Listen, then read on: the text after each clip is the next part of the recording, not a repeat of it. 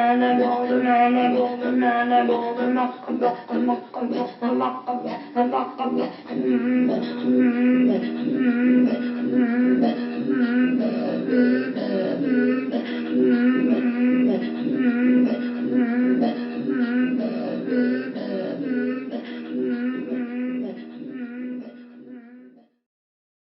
vais dire quelques mots sur TV Took, que je mentionnais tantôt.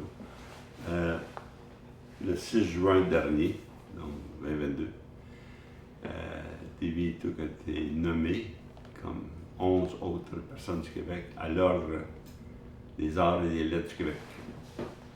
Là, que ce soit les écrivains, qui sont dans le théâtre.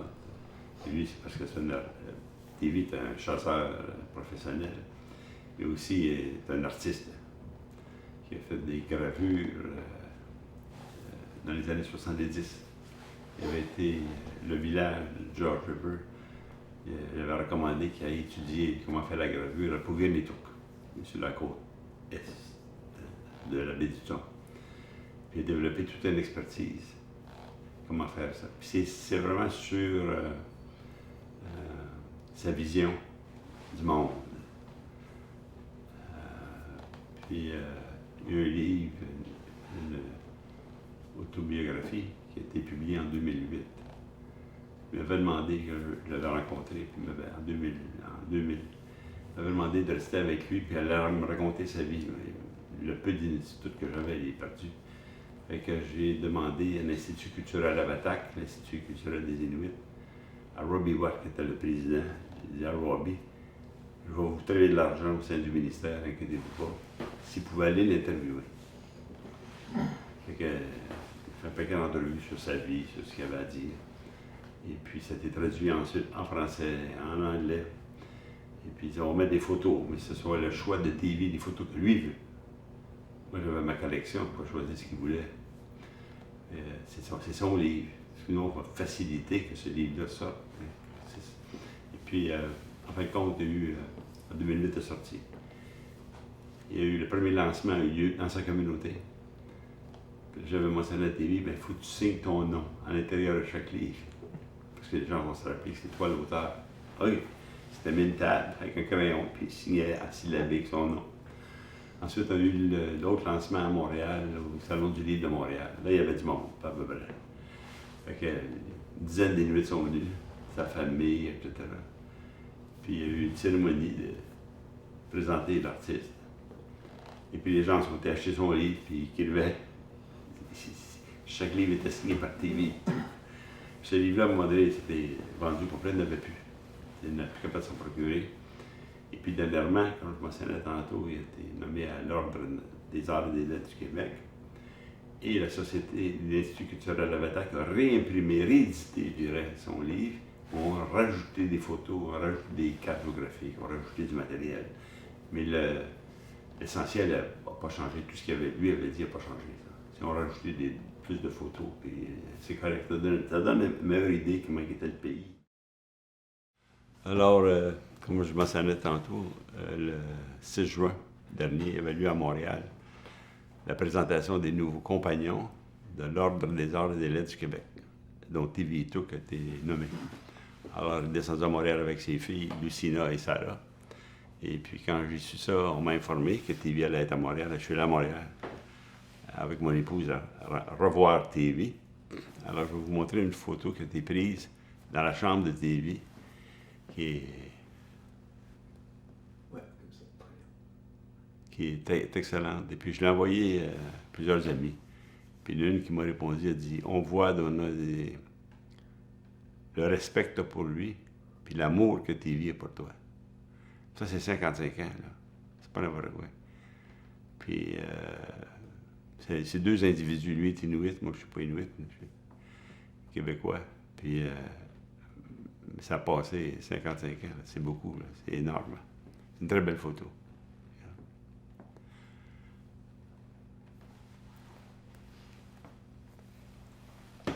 Et en même temps, l'Institut culturel de Batak a réédité le livre de TV Took.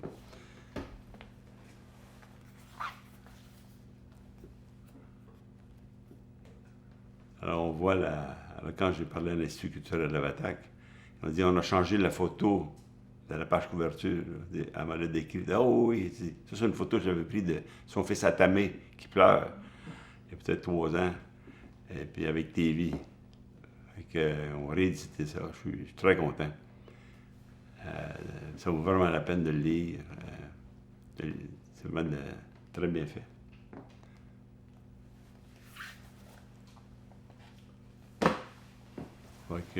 Voilà. Alors, pour le ministère des Affaires du Nord, c'est peut-être intéressant que je vous donne une description brève, là, mais qui est importante. Après la Deuxième Guerre mondiale, sérieusement, avec la Deuxième Guerre mondiale, tout le Nord canadien est occupé par les Américains, par l'armée américaine. Il y en avait à Kuujjuaq, il y avait une base américaine en 1942. Après l'attaque de Pearl Harbor, les Américains avaient peur que les Japonais attaquent via l'Alaska. Ils ont bâti un chemin qui s'appelait Alaska Highway, qui est encore là aujourd'hui. Et puis, à un moment donné, il y avait à Whitehorse 30 000 soldats américains. C'est plus que la population du Yukon. Puis, parce que la seule façon d'amener des troupes et équipements vers l'Europe, vers l'Écosse, vers l'Angleterre, c'était par le nord. Que les avions partaient, et l'équipement partait, et les troupes partaient du sud, des États-Unis, montaient à Kuujjuaq, à Iqaluit sur l'île de Baffin, traversaient au Groenland, puis ensuite allaient en Angleterre. Fait que le nord a été catapulté, et les Inuits, dans un monde, sur la scène mondiale, en fin de compte.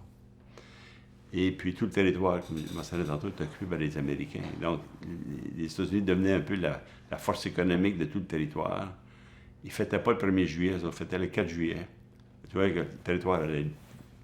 Toute la question de la souveraineté du Canada dans le Nord était mise à épreuve. Fait que le fédéral a créé le ministère des Affaires du Nord et des Ressources nationales en 1953. Pour le mandat du ministère, c'était d'administrer le Yukon et les territoires du Nord-Ouest, qui incluait dans le temps le Nunavut, et ce qu'il appelait Eskimo Affairs, incluant ceux du Nord du Québec. Le premier titulaire fut Jean Lesage, qui par la suite a été au Québec comme premier ministre pour faire la Révolution tranquille. C'était le premier. Puis ensuite, en 1966, ils ont fusionné, c'est un grand mot, fusionné, ils ont collé l'ancien ministère des Affaires indiennes, qui avait été créé en 1876, avec les Affaires du Nord. Ils ont créé le ministère des Affaires indiennes et du Nord. Mais ces deux sections complètement séparées, j'ai toujours travaillé dans le ministère des Affaires du Nord, je n'ai jamais eu affaire avec les Affaires indiennes. C'est deux mondes, c'est deux mandats complètement différents. Parce que moi, je suis rentré en 69. Ça fait que ce ministère-là, les priorités du ministère, c'était vraiment l'éducation et les soins de santé. Mais l'éducation, c'était en anglais seulement. On ne s'occupait pas de la langue inuite. Là. Et puis, le fédéral forçait beaucoup pour qu'il y ait une sédentarisation dans des villages des Inuits. De quitter leur mode de vie traditionnel, de nomade. Et puis ça, il y a un prix à payer à ça. Puis des fois, je faisais des conférences, puis j'instituais mes conférences de l'Igloo à l'Internet. 70 ans. Passer d'un monde à l'autre, là. Donc ça laisse des séquelles, ça fait du dommage. Ça. Puis il y a eu beaucoup de... Chez les Inuits, il y a eu beaucoup de... Des choses sont arrivées qui ont eu un impact énorme sur la culture inuite. Tout l'abattage des chiens par les forces policières au Québec et à l'île de Baffin aussi. Il y a eu l'épidémie de la tuberculose chez les Inuits des années 40-60, où le taux de mortalité était très, très, très élevé.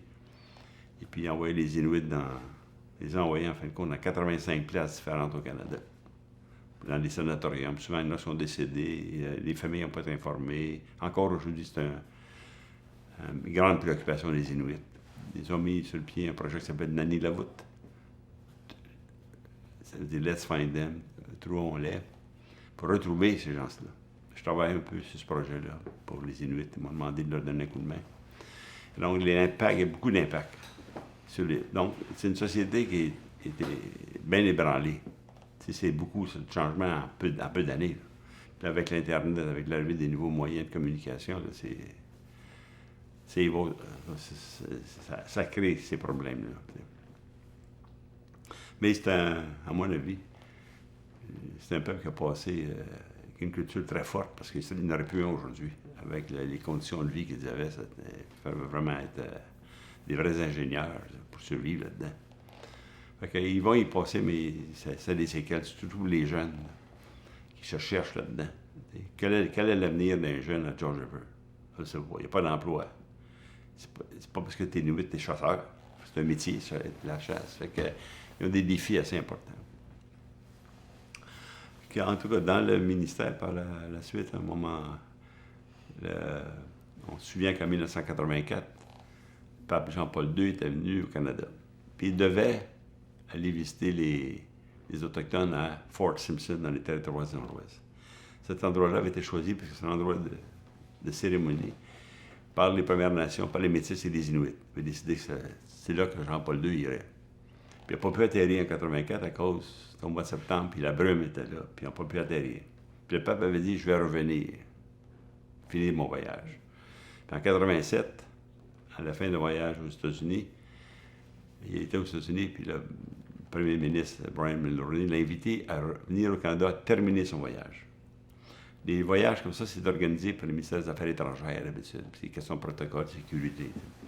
Mais dans ce cas-ci, le premier ministre a demandé au ministre des Affaires indiennes et du Nord d'organiser le voyage. Fait qu'ils ont cherché un directeur pour s'occuper de ça. Je sais qu'ils sont venus me voir, ils m'ont demandé, Donna, est-ce que tu pourrais prendre ce projet-là? J'ai dit, vous êtes complètement fou. Il dit, Rome, Fort Simpson, c'est pas pareil, là. Fort Simpson a 700 personnes, là. Je voyais juste les problèmes de logistique, ça ne tient pas debout, là. Que j'ai refusé. Ils sont revenus.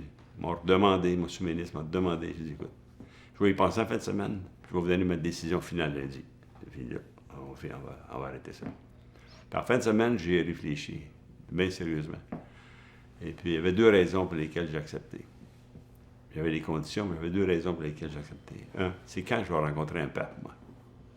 Vraiment. Dans ma vie, jamais rencontré un pape. Mais la raison la plus profonde, c'est pas celle-là. C'est que quand j'ai travaillé chez les Danais, j'avais visité des villages Danais. Puis je me souvenais, je voyais les vieilles Danais, les Danais âgés, priaient souvent avec le chapelet. Ça me frappait. Comme nos grands-parents qui priaient beaucoup. Là. Ils priaient. Puis je me suis dit, moi, je suis un bon organisateur, il va leur ramener le patron, moi. Les voir. C'est ça qui m'a motivé vraiment à organiser le voyage. Alors, le lundi matin, je disais à mon sous-ministre, OK, je vais vous le faire, mais à deux conditions non négociables. Ça veut dire quoi? Les affaires indiennes, on n'organise pas les voyages de pape. On ne fait pas ça. Donc, de façon qu'on fonctionne, il va falloir que je fasse ça de décision vite. Puis, pas le temps de faire de comité, j'ai 90 jours.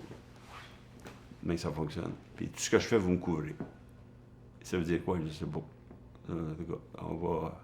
Deuxièmement, voici mon équipe. J'avais donné une liste de 8 personnes que je voulais. Un des communications, dans les finances. Des gens qui... disons, qui étaient un peu cow-boys, ces bars. C'est ça que je voulais. Pas des gens qui allaient suivre les règlements à la lettre. On ne voulait pas de ça. Mais qui allaient forcer la machine. Chez les gens qui j'avais confiance, qui aimaient travailler avec moi. J'avais une gang comme ça. Une vraie gang. Il dit, OK, ben c'est bien que ça marche. Fait que, il a accepté. Le lendemain, j'ai appelé Air Canada. C'est une anecdote. Je ne raconterai pas tout le voyage, comment ça a été organisé, mais j'ai appelé Air Canada, qui était une compagnie du gouvernement. Puis j'ai dit, j'avais parlé à ceux qui avaient organisé le voyage en 84. Je leur ai dit, non, faut que tu loues 2 avions. OK, pourquoi 2? Parce que si le premier a un problème, c'est le deuxième. Ah ouais, bonne idée. Je suis allé voir Air Canada, à Ottawa. Il me faut 2 avions. Ah, on ne peut pas. Un qu'un avion. Il dit non, on peut travailler avec 2 compagnies aériennes. OK. Alors, j'ai eu le nom, il s'appelait Ernie Yurkiw, je me souviens toujours de son nom, c'est un Ukrainien qui travaillait pour Pacific Western Airlines dans l'Ouest. J'ai appelé Ernie. Je prends l'avion, on va te voir à Calgary. Dîner avec toi. Puis là, j'ai dit, Ernie, il me faut 2 avions. Puis les autres, ils ont des Boeing 737. Je ne suis pas un expert en transport aérien. Là. Je sais que les pistes dans le Nord sont assez courtes. Puis les 737 permettent de rentrer. Alors, il me faut 2 avions. Il a dit, t'es ça. Parfait. Puis j'ai dit, comment ça coûte, ça? Parce qu'on sait louer des autos, on a une idée comment ça coûte, mais les avions, aucune idée. Il dit 60 000 $. J'ai dit, c'est correct. Je suis retourné au ministère le même jour. louer 2 avions, appeler Ernie Hercule, 60 000 $ la chicane a pogné. Tu peux pas faire ça, vous savez, au Conseil du Trésor, j'ai oublié tout ça. J'ai 90 jours. Au Conseil du Trésor, on n'en a pas 6 mois. Alors, mon sous-ministre, j'ai dit, signez la commande, 60 000 $. Mais je vous l'avais dit, on n'organise pas les visites de pape. Ça a été de même tout le long. Les décisions, il a fallu que je prenne, tout le temps. J'avais une excellente équipe. Mais il faut une discipline, par exemple. Puis il faut, parce que à la fin, plus qu'on avance vers l'événement qui a eu lieu en septembre 87, la pression monte. Les échéanciers montent. Alors, j'ai pris comme discipline, je joguais le matin à 5 heures, puis je joguais l'après-midi à 5 heures. Je veux me tenir mon équilibre, parce que tout le monde te regarde, puis il faut des décisions. Puis les décisions, puis ça se négocie pas, là. C'est ça, c'est même que ça marche. Puis comme, juste une anecdote, comme la période de septembre, c'est une très mauvaise période pour voyager à cause de la brume. Puis là, c'était encore le mois de septembre 87, on ne commencerait pas avec ça. Fait que on m'avait dit qu'il y avait des radars sur les pistes d'aviation, ça de boîte rouge et blanche. J'ai déjà vu ça. Ben, si tu loues des radars, ça va coûter 80 000 $. J'ai dit OK. Fait que j'ai appelé Transport Canada. Moi, je ne connais pas ça. Transport Canada, si je loue ça, j'augmente la possibilité de combien de pourcentage? 5, 10, 15, 25, 30. Ah, ça dépend des vents, ça dépend de ci. Je ne connais rien là-dedans. Là. Oui, non. C'est pas toi qui paye. Là. On va. Et c'est pas. Ah, OK. Il y avait un général d'aviation, Keith Greenway. Je travaillais beaucoup avec lui. Quand il a terminé de travailler avec l'aviation, il est devenu conseiller scientifique du ministre. Puis je travaillais beaucoup avec. Il voulait toujours qu'on l'appelle Keith. Il ne voulait pas que je l'appelle général. Keith. Okay. Je l'appelle chez lui, Keith. Je fais quoi avec les radars? Je le prends-tu ou je le prends pas? Lui, c'est un navigateur de formation. Quand tu fais les avions, prends-les. Fini, merci. Appelez, mets les radars, 80 000 $. Qui va payer? Envoie la facture, en pile. Comme c'est le premier ministre lui-même qui avait décidé, ben, il trouve vraiment l'argent. Fini là, tu sais. On va vous rentrer votre pape. En fin de compte, il faut juste terminer un peu là-dessus. Parce que quand j'avais décidé d'y aller, bien, il fallait aller à Rome pour négocier le programme. Parce que le pape allait être à Fort Simpson 4 heures, durant 4 heures. Alors, je suis allé à la curie romaine, j'étais avec Jim Antoine. C'est un Dennais, qui avait été mandaté par les Dennais, qui est devenu par la suite premier ministre des Territoires du Nord-Ouest, je ne connaissais pas. Jim, moi, la sécurité, la GRC. On est arrivé dans les bureaux de la curie romaine, qui est la plus vieille bureaucratie au monde. Je savais que c'était une vieille bureaucratie ici, ça va être assez raide là-dedans. En Italie, à part de ça, ça ne va pas être comme au Canada. Là, j'ai vu 3 évêques, et avec les vêtements d'évêques, là. Ils rentraient, s'emmenaient s'asseoir devant nous, à la table de discussion. Puis le grand sourire. Puis j'avais entendu parler que le pape voulait venir, mais que sa bureaucratie n'était pas intéressée à ce qu'il y ait là. Je le sentais tout de suite. Alors on s'est assis à la table, puis là, les évêques ont commencé à parler, puis on s'est revu durant 4 heures, le pape va faire quoi? Ah, il va faire les prières, telle prière. Mais j'ai dit, les Autochtones veulent aussi avoir des réunions privées avec le pape. Ah non, c'était impossible, monsieur, c'était possible. OK, correct. À midi, bon, on était mangés ensemble, pas avec les évêques, mais seuls, puis Jim était en furie. Tu sais. Il dit, c'est correct. J'ai un plan, Jim. Oh, ouais. On rentre dans la salle de... C'était un coup, là, que j'avais fait, mais c'était un bon coup. On rentre dans la salle, puis j'ai dit à Jim, puis Jean Poirier, qui s'appelait, c'était un franco-albertain, qui s'appelait la sécurité, mais un professionnel, pas à peu près. Puis je dis, asseyez-vous pas tout de suite. Il dit, attendez que je m'assoie. OK. Les 3 évêques s'assient, comme j'avais prévu, à leur place. Là, je change de rôle. Là, je mets Jim au milieu de notre délégation, puis je dis, maintenant, cet après-midi, vous allez discuter avec lui. Le visage, comment changer, une cramoisie. Là, ils allaient négocier avec un Indien. Mais il dit, parce que c'est lui qui est l'hôte de la visite, pas moi. C'est pas le fédéral. On est là pour aider, là. Mais c'est de discuter avec lui. Là, j'ai vu que c'est un tournant qui s'est passé dans les discussions. Ça a duré 4 jours. À un moment donné, on a mis le pied à terre et on a dit, écoutez, les réunions privées, ça va avoir lieu, mais il n'y aura rien. Comment ça marche? Là, je poussais la machine au coton. Puis là, il y a eu un compromis. Là. Il y avait des réunions privées. Puis enfin, il y a eu des réunions privées. Puis c'est pas négociable, ça. Et il y aurait des prières, ça c'est correct, mais il n'y a pas juste ça, là. Donc, plus de place. Ça a duré 4 jours. Quand je suis revenu à Ottawa, naturellement, j'ai reçu un appel du nonce apostolique du pape à Ottawa. C'est comme l'ambassadeur du Vatican qui m'invite à dîner. Ouais, ça y est. Le monde n'est pas content. J'ai mis mon habit, puis j'ai dit à 2 de mes collègues, venez avec moi, je ne vais pas là tout seul. J'ai beaucoup de confiance dans ce monde-là. En fin de compte, c'était dans la section des ambassades ici à Ottawa. Toute une ambassade, pas à peu près. Là. Je suis rentré là-dedans une résidence spéciale. Alors, l'avocat, l'évêque s'appelait Angelo Palmas. Je me souviens de tout son nom, à peu près 5 pieds 2. On me passait au 19e siècle. C'était la grande chose. Puis on était servi par 2 frères, ou je sais pas, 2 préposés, assez âgés, avec la petite cloche, tu sais. C'est sérieux, là. Là, plus, bon, on mangeait, plus qu'on avançait. À un moment donné, il va bien me dire ce qu'il veut. Il ne m'a pas invité juste pour manger ici, tu sais. Tranquillement. Il dit, Monsieur Savoie, j'aimerais ça que vous veniez voir ma chapelle avec moi. On avait une chapelle en fer forgé. Là, il dit, il va bien cracher le moton. Puis en fin de compte, il dit, Monsieur Savoie, si ça va mal, il dit, écoutez-vous pas, Monsieur Palmas, le fédéral va prendre le contrôle au complet. En fin de compte, il n'était pas question qu'on fasse ça, mais lui, ça, il a fait plaisir, t'es content, t'es heureux. On s'est dit, la chambre plus.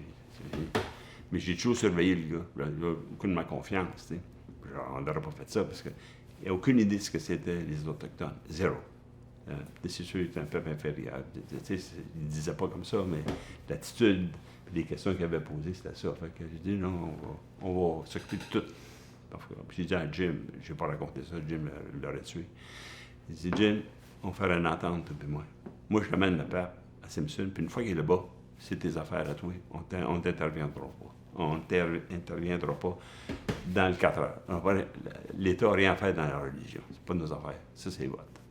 C'est une entente que j'ai faite avec lui. Puis on était encore en contact. Puis il est devenu premier ministre des Territoires de l'Ouest. Puis il m'a fait un deal, si on peut dire, un arrangement clair et débrisé.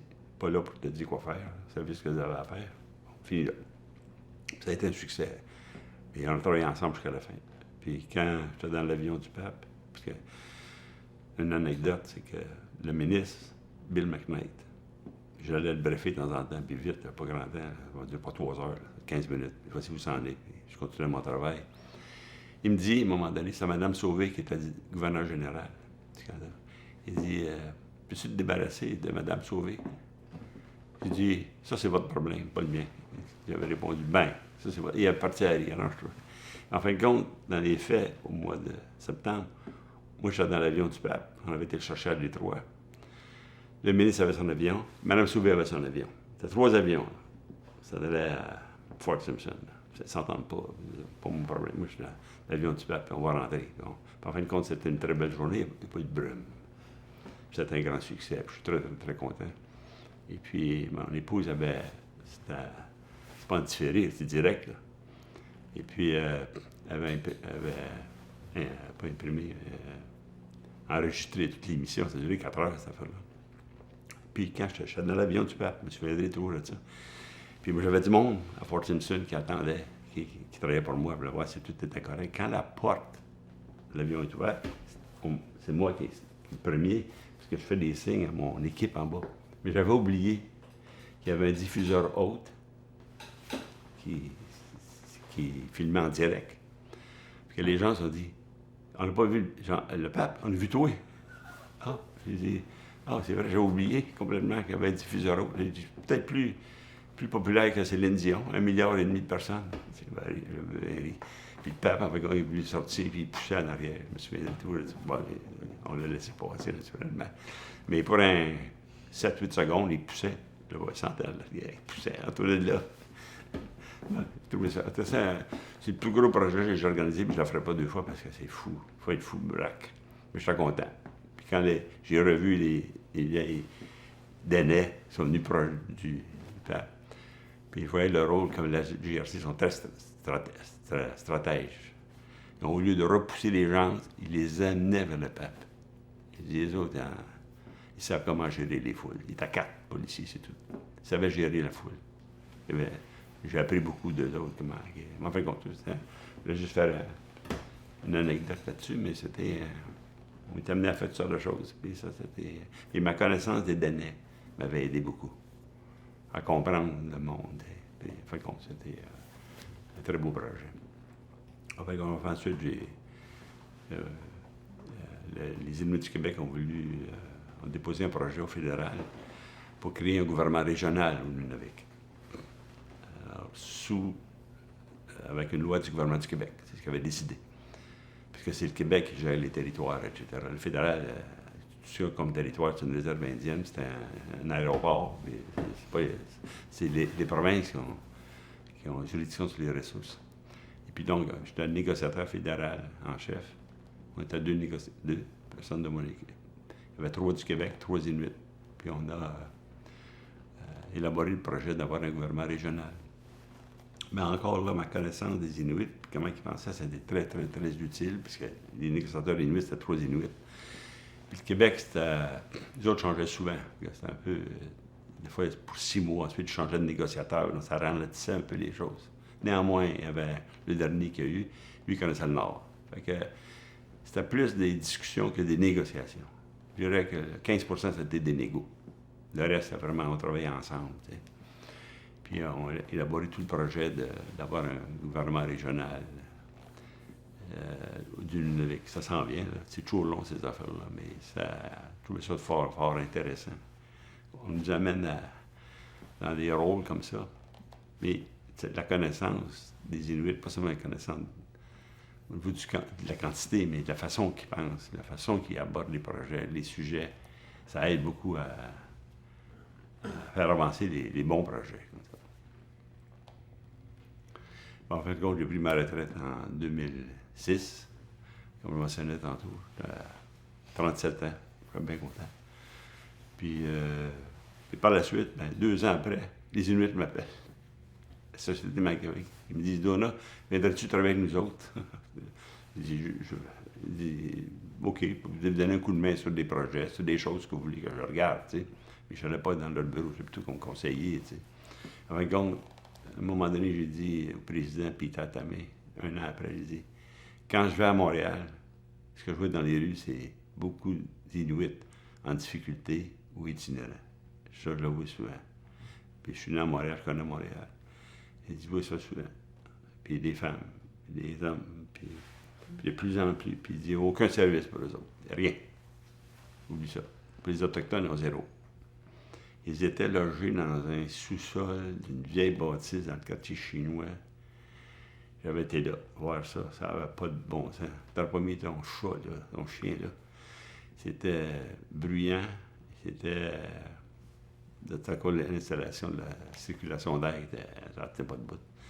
Puis il y avait la vermine, puis l'Agence de santé de Montréal voulait démolir ça, puis vendre le terrain, puis faire des bureaux. Il n'y en a pas question, il n'y a pas de place à aller. Ça va être là. Avec mon expertise comment les gouvernements fonctionnent, je savais ça. Puis l'appui de Machiavélique, parce qu'il fallait leur faire signer des lettres.